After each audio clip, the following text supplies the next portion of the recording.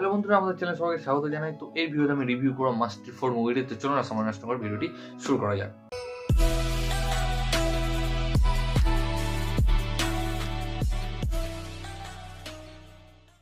তো এই মুভিটি ডাইরেক্ট করেছেন একজন বিখ্যাত দুর্দান্ত ডাইরেক্টর মিলান মিলাপ জাভেরি। তার ফিল্মোগ্রাফি দেখলে আপনারা জানতে পারবেন যিনি কোন লেভেলের সিনেমা তৈরি করেছেন।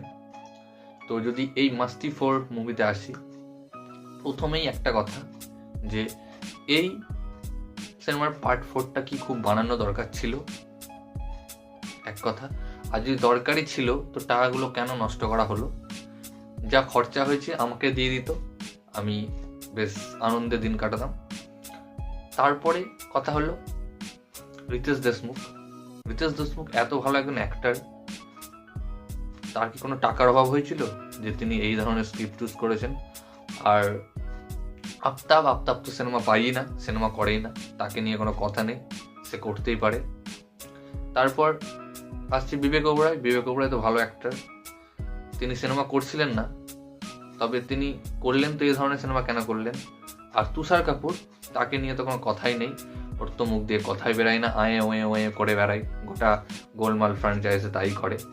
এখানেও কি বলবো, আর কিছু বলার নেই।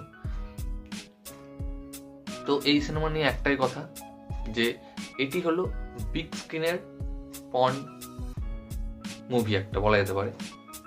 ক্রিঞ্জ কমেডি আমরা দেখেছি বা অ্যাডাল্ট কমেডি আমরা দেখেছি, কিন্তু এই লেভেলের অ্যাডাল্ট কমেডি আশা করি পৃথিবীর কোনো ইন্ডাস্ট্রিতে তৈরি হয়নি, কিংবা ভারতে তো তৈরি হয়নি, সেটা আলাদা ব্যাপার। তো সিনেমাটি একেবারে থার্ড ক্লাস, না কমেডি দেখে হাসি পাই, না কাউরের অ্যাক্টিং দেখে হাসি পাই। অ্যাক্টিং নিয়ে তো কোনো কথাই বলবো না, অ্যাক্টিং তো কেউ করতে জানেই না, করতে পারেনি।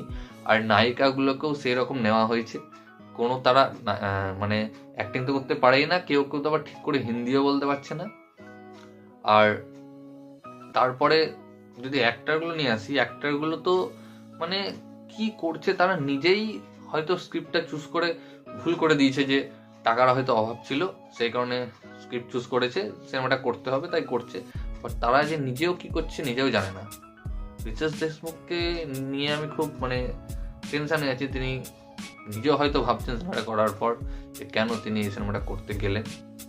তাছাড়া এই সিনেমা নিয়ে কি বলবো, গানগুলো তো একটাও ভালো না, একটাও গান দেখে মজা আসে না, কমেডি তো নাই। আর যত বলবো এই সিনেমাটা নিয়ে তত আরো মুখ দিয়ে আমার খারাপ বেরাবে। এর থেকে ভালো আমি ভিডিওটা এখানেই শেষ করছি। তো আপনারা যদি খুবই দেখার ইচ্ছে হয় সিনেমাটা দেখুন, আর যদি না দেখার ইচ্ছে হয় তো আমি কিছু বলবো না, সবই আপনাদের উপর ছেড়ে দিলাম।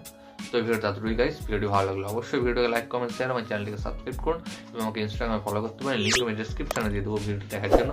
থ্যাংক ইউ, ধন্যবাদ।